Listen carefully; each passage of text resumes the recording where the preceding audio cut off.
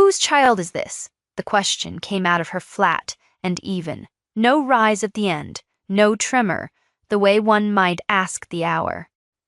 The Duke of Hartley stood in the center of the morning room, with the infant balanced against his forearm, as though he had been handed something molten, and for the length of 3 breaths he did not answer. The child, perhaps 8 months old, had a head of dark curls and a small, considering mouth, and eyes that were, even at that distance, unmistakable. Camilla had seen those eyes before. She had seen them across a ballroom, lowered in feigned modesty over a fan of painted silk, lifted again with the slow confidence of a woman who knew precisely what she was worth and intended to be paid it. She had a few seconds to decide how she would survive the next hour, and she spent 2 of them simply looking at the baby, who looked back at her without the faintest idea of the trouble it carried. The fire had burned low. A footman had laid it at 6, and it was now past 10, and no one had thought to feed it, because no one in this room had expected to remain in it. The card had come up an hour ago on a silver tray, a single line in a hand she did not recognize, and her husband had gone white reading it, and then gone out, and then come back through the garden door, of all doors, the servant's way, carrying this. She catalogued these facts the way she had been taught to catalogue everything since the age of 7, when her father had set a tray of small objects before her, let her study it for the count of 30, then covered it and bid her name them all. She had named them all. She had always named them all. It was the one thing she could do that no one had ever found a use for, and she had long since stopped offering it. He said her name, Camilla. Only that, and then nothing. And she understood that he had no plan, that whatever had happened to him rather than been arranged by him, which was somehow both better and infinitely worse. A man with a plan could be reasoned with. A man undone by surprise was capable of anything, including the truth. The woman in the doorway had not yet spoken. Camilla had marked her on entering and had chosen deliberately not to look at her again, the way one does not look directly at the sun or at a creditor across a crowded room. She was younger than Camilla had imagined, which was its own small cruelty, and she wore a gown of deep wine-colored velvet that was too fine for mourning and too thin for the season. The gown of a woman who owned 2 good dresses and had worn the better one to this, knowing what this was. Her name was Séraphine Vauclair. Camilla knew this the way she knew most things, sideways and too late, from a remark dropped at a dinner she had pretended not to hear, from a milliner's bill that had crossed her desk in the spring and been paid without comment, because she ran the household accounts and her husband did not, and there had been an entry that did not fit, a sum for gloves and ribbon, sent to an address in a part of the city where the Duke of Hartley had no earthly business. She had noted it. She had filed it. She had said nothing because saying nothing was the skill they had bred into her in place of love, and she had been very well bred. Whose child? She said again, because he had not answered, and the silence had begun to set like plaster. He looked down at the baby as though the baby might answer for him. "It will not surprise you," he began, and Camilla felt the first true crack run through her composure, not at the words, but at the cowardice of them, the way a man who has wronged you will arrange the sentence so that your own foresight bears the blame. "It will not surprise you," as though her noticing were the wound, as though by being clever enough to suspect she had somehow consented. "It does not surprise me," she agreed, and she watched the relief begin to surface in his face, and she let it. And then she said, "But I should like to hear you say it regardless, because I find I no longer trust the things I have arranged to believe." That stopped him. It stopped the woman in the doorway, too. Camilla saw, at the edge of her vision, a hand rise to the velvet at the throat and press there. A small, involuntary thing, and she filed that gesture away with the others. She was not in that moment thinking of revenge.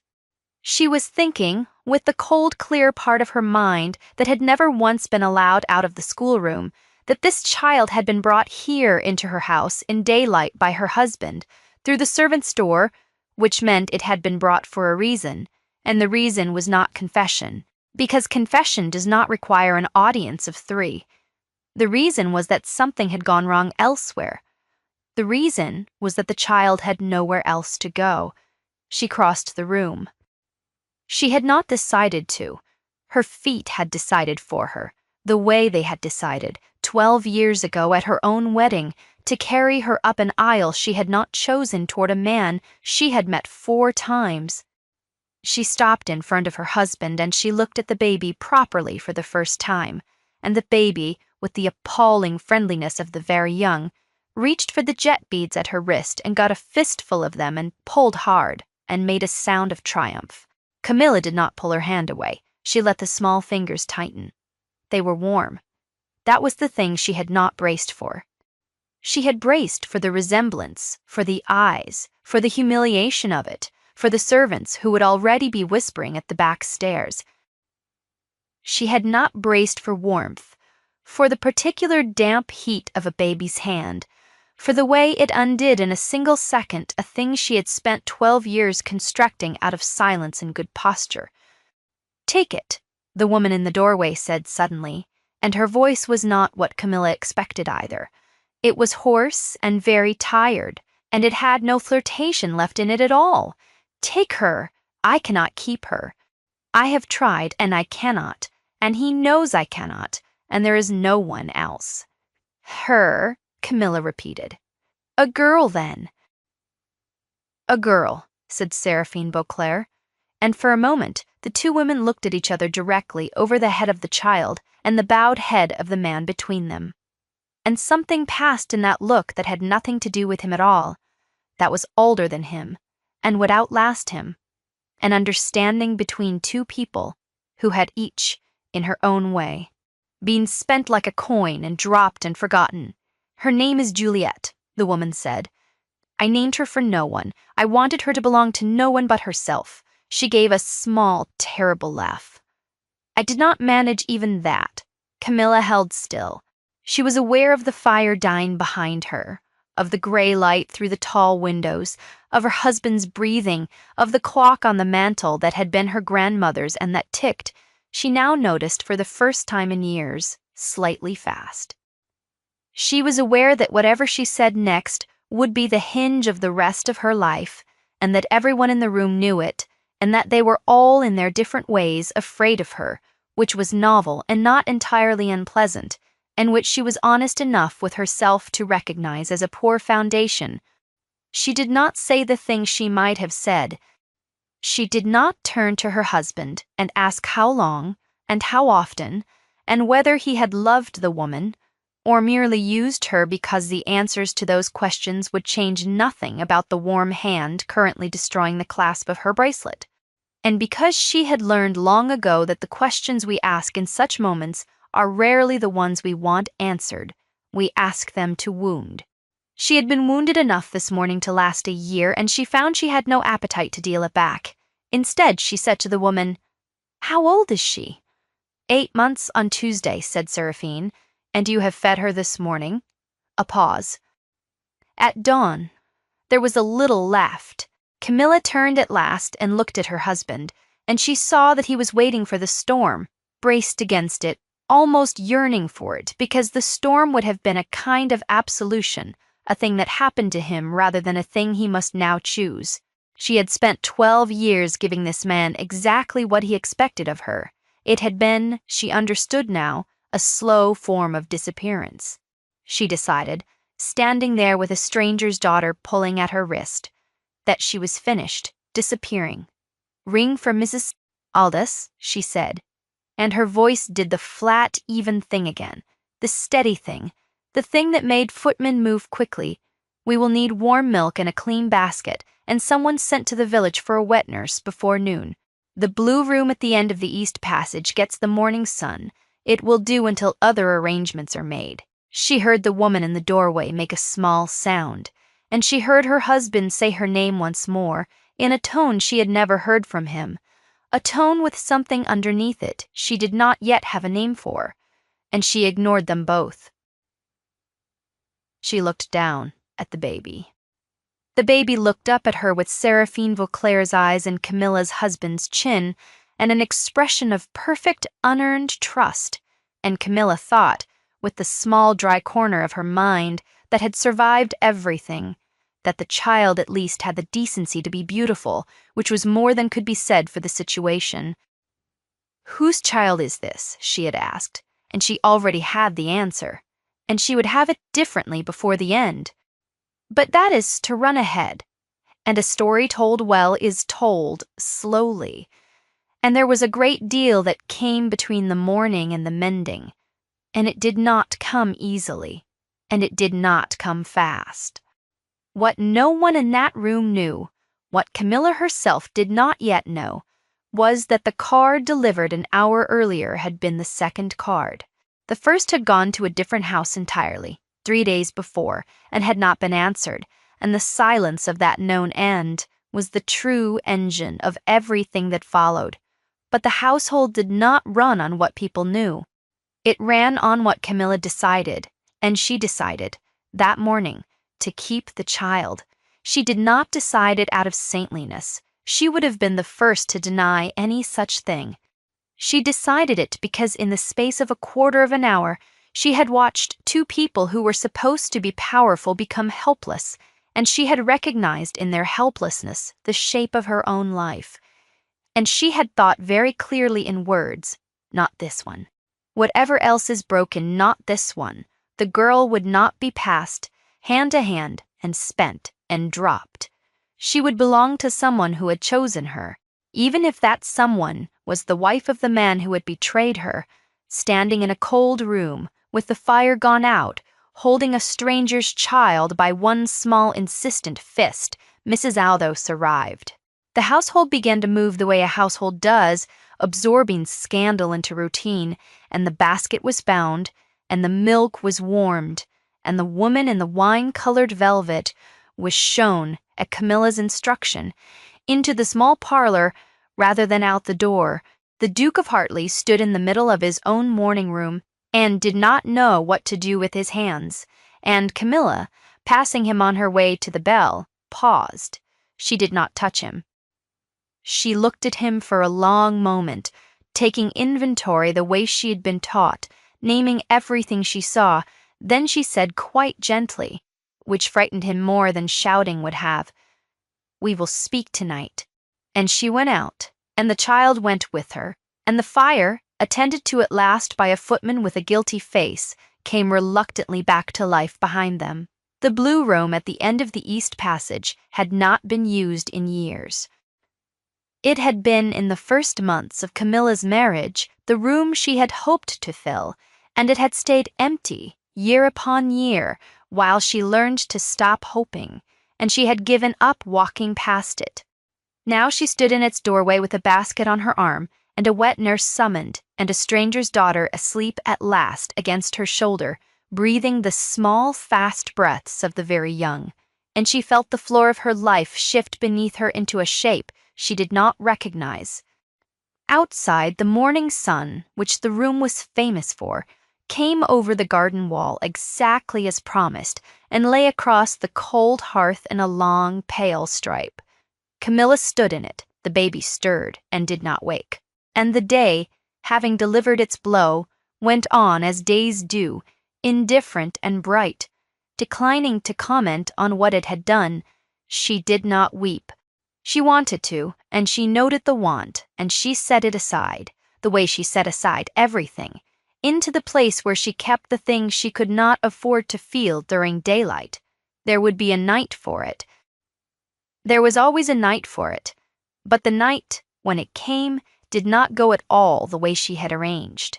The interview with Seraphine Vauclair took place at 3 in the small parlor, with the door shut and a maid posted outside it, not for propriety, but for the avoidance of listeners, and Camilla conducted it the way she conducted everything, sitting very straight, hands folded, giving nothing. She had expected to despise the woman. She found, to her irritation, that she could not quite manage it. Seraphine sat across from her with her two-dress dignity and her exhausted eyes and answered every question without flinching, and her answers were not the answers of a schemer. There had been no plot to trap a duke.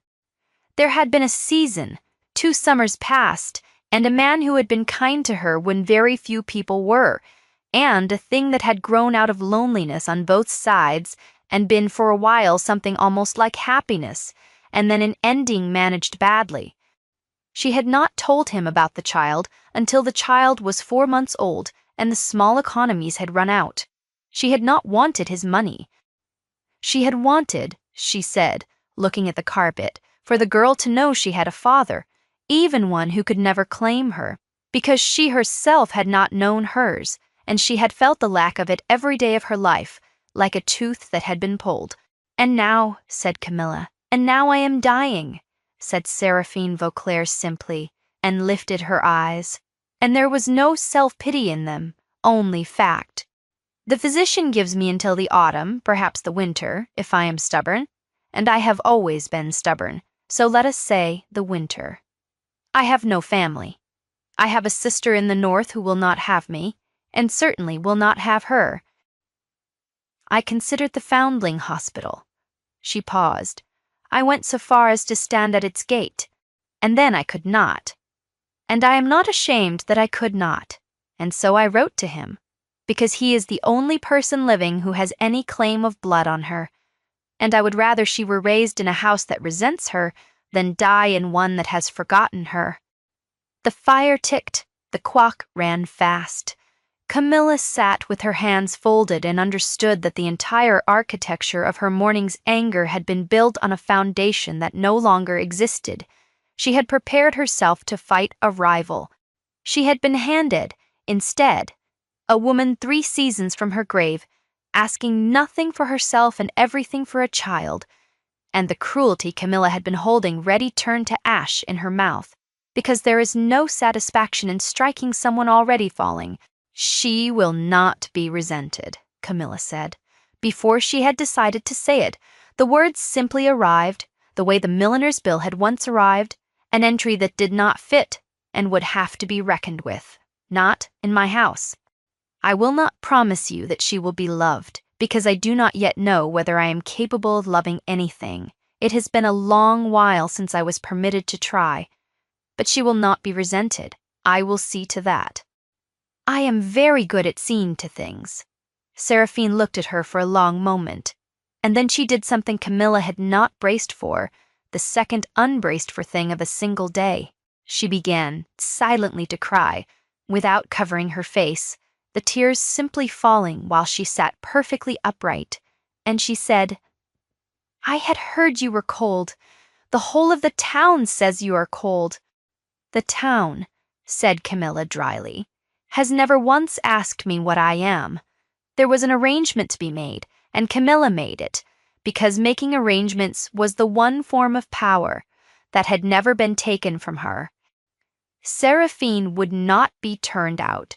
She would be given the use of the dower cottage at the edge of the estate, quietly, under a name that was not her own, and she would be allowed to see the child as often as her strength permitted, for as long as she had strength, and when the strength was gone, she would be cared for properly, with a physician and a fire and clean linen, and she would not die at a foundling hospital gate. Camilla arranged all this in the level voice of a woman ordering linens, and she did not once present it as kindness, and Seraphine, who understood pride because she had survived on very little else, did not once thank her for it as kindness, and so the thing was done cleanly between them. 2 women settling a debt that neither of them had incurred and both of them would pay. It was only afterward, alone, that Camilla allowed herself to wonder what she had become in the space of a single day, and whether she would be able to explain it to her husband, and whether she wished to, and what, precisely, she now wanted, Amit's, having never truly had it, nor his apology, which would cost him little and mean less. What she wanted, she discovered sitting alone in the small parlor as the light went gold and then gray, was something she had never once asked for in 12 years of marriage, because she had not believed it was a thing one was permitted to ask. She wanted to be seen. She wanted, just once, for someone to look at the whole apparatus of her, the noticing, the cataloging, the silent management of a house and a husband, and now a child not her own, and to understand that it was not coldness. It had never been coldness. It had been love with nowhere to go, dammed up so long it had taught itself to look like stone. That evening he came to her as she had instructed, and the conversation they had was not the one either of them had rehearsed. He came at 9, after the household had been put to bed, and the child settled with the wet nurse in the blue room. And he came not as a duke, but as a man who had not slept, in his shirt sleeves, which she had not seen in years, and he stood by the cold hearth of her own sitting room, and did not sit until she bade him, which was itself a kind of She had spent the hour since the parlor deciding what she would say, drafting and discarding speeches the way she drafted and discarded everything, and in the end she said none of them, because he spoke first, and what he said dismantled her prepared composure as thoroughly as the baby's fist had dismantled her bracelet. "I have watched you all day," he said. "I have watched you arrange the saving of 2 people who had every reason to expect ruin from you, and I have watched you do it as though it cost you nothing, and I have understood finally 12 years too late that everything has always cost you something, and that I have spent our entire marriage mistaking your silence for indifference." When it was the sound of a person holding the world up alone, he stopped. His hands, she noticed, were not steady. "I went to her," he said, "because I was lonely, and you will say I had a wife, and no right to loneliness, and you would be correct. And that is the worst of it, Camilla. I was lonely in a house that contained you. I was starving at a full table because I never once thought to ask whether the woman across from me was starving too." She did not answer at once. She had learned, long ago, the power of the held silence, and she held it now, not as a weapon, but because she did not trust her voice. The fire was unlit, and neither of them moved to light it. The room was cold, and the cold was almost a relief, a clean, plain fact among so many complicated ones. "I do not forgive you," she said finally, "not because I wish to punish you. I find I have very little wish to punish you, which surprises me. I had expected to enjoy it more. I do not forgive you, because forgiveness is a door. And once I open it, we will simply walk back through into the house we lived in before, and I will not go back into that house. It was killing me by inches, and I had grown so accustomed to it that I mistook the dying for my character." He flinched at that, and she let him. "There is a child now," she went on, and her voice did at last the thing she had been guarding against. It thinned and caught, and she did not stop it. She let it be heard, which was, she understood, even as it happened, the bravest thing she had done in 12 years. "There is a child, and she did not ask to be born into the middle of our failures. And her mother is dying, and I have decided to keep her, and I did not decide it to spite you or to bind you or to play the saint. I decided it because she reached for me." She gave a short, laughing breath that was very close to a sob, and was not quite either. "She reached for me. And no one has reached for me in a very long time, and I find I am not made of stone after all, which is inconvenient, because stone does not feel the cold, and I am suddenly very cold indeed." He crossed the room. He did not embrace her. He had wronged her too lately and knew it, and to his credit, he did not presume. He knelt instead beside her chair, which a duke does not do, and he took her hand, the one the baby had held that morning, and he turned it over and looked at it as though it were a document he had failed for years to read, and he said, "Then let me be cold beside you. I will not ask to be forgiven.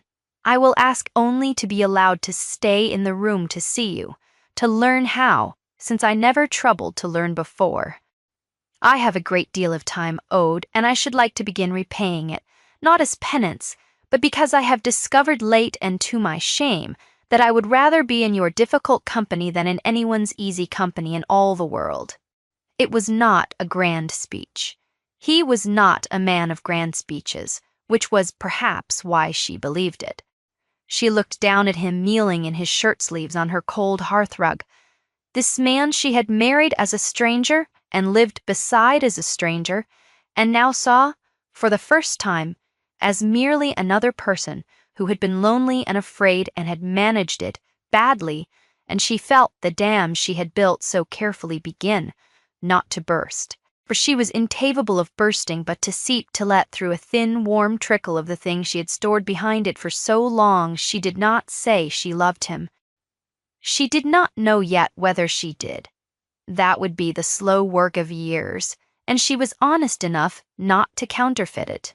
But she turned her hand within his, and she held it deliberately, the way the child had held it, and she let the silence between them become, for the first time in their marriage, not a wall but a room, a place they were both inside of, together. "We will speak more," she said. "There is the cottage to arrange and the village to manage, and the question of what we tell the world, which I confess interests me less than it should. But for tonight, light the fire.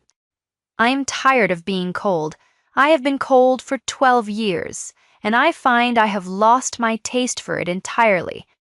And he lit the fire clumsily, for he had never once in his life laid a fire himself, and she let him struggle with it, and did not help watching with the small, dry amusement that was the nearest she came to tenderness. And at last it caught, and the light came up in the room, and the two of them sat together in it, without speaking.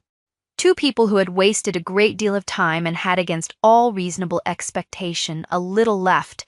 The autumn came, and with it the slow keeping of every promise. Seraphine Vauclair lived in the dower cottage under the name of Madame Rue, and she grew thinner as the leaves turned, and she came up to the house on her good days to sit in the blue room with the morning sun across the floor and hold her daughter, and Camilla, who had no gift for sentiment and made no pretense of one, would sit with her. And the two women would talk of small things, of the child's first tooth, of whether she would be dark or fair, of the curious fact that she had begun to laugh at the antics of the kitchen cat, and they did not speak of the man they had in common, because there was nothing left to say of him. He had become, by some quiet alchemy, neither could have explained, almost beside the point. The child had two mothers now, one dying and one learning, and the dying one taught the learning one everything she could. In the time she had the way to settle a fretful infant, the song that worked when nothing else would, the particular hold the girl preferred, and Camilla, who had spent her life cataloguing things no one valued, found that, for the first time, she was being entrusted with knowledge that mattered, and she received it the way she received everything, attentively, exactly, forgetting nothing. Seraphine died in the first week of December, in the cottage, with a fire lit, and clean linen and a physician who had been paid to be kind as well as competent, and with Camilla beside her holding her hand because she had asked for it, and there had been no one else to ask. It broke quietly. There was no drama in it, no last grand words. She simply grew tired, and then more tired, and then she slept. And at some point in the small hours, the sleep deepened into the other thing, and Camilla, who noticed everything, noticed the exact moment, and did not look away from it, holding the hand of a woman she had set out one morning in spring to despise, and had ended by honoring, and she thought that the world was a stranger and more merciful place than she had been raised to believe, and that she had nearly missed it entirely. The child, Juliet, grew. She was dark as her mother had been, with the considering mouth and the unmistakable eyes, and she grew up in the house at the end of the East Passage, in the room that got the morning sun, and she was told, when she was old enough, the truth of where she came from, all of it, gently, because Camilla had decided that this child at least would not be raised on silence, having seen what silence does, and she was loved.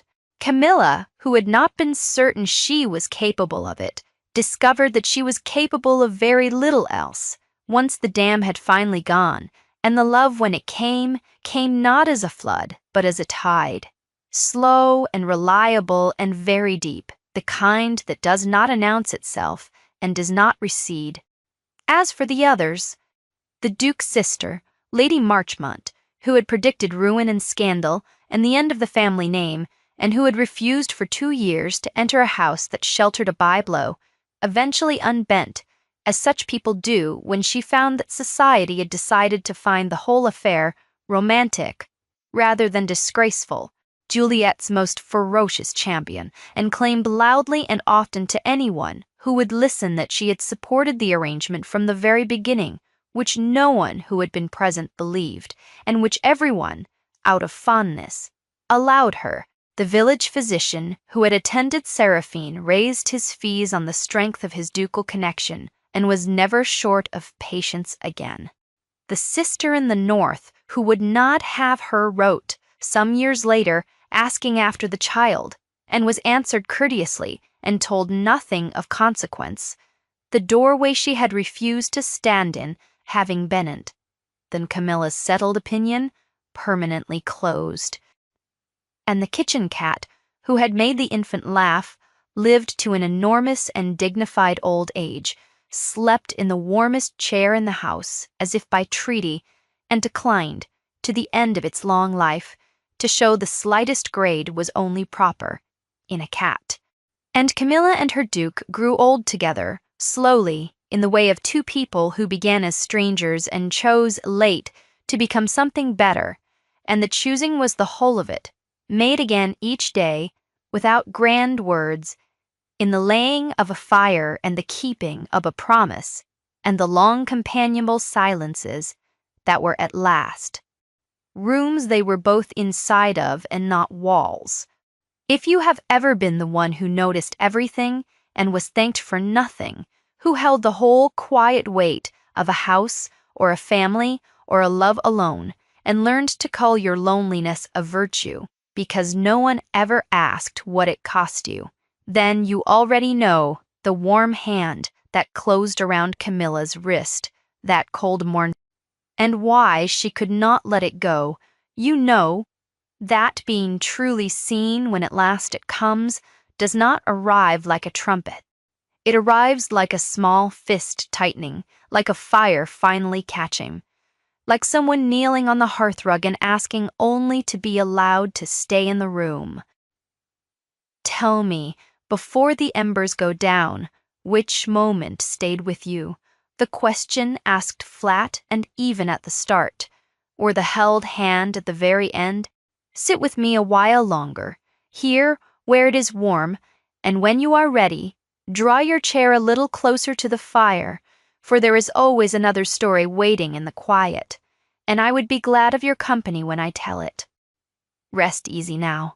The night is long, and the fire is kind, and there is room enough for all of us beside it.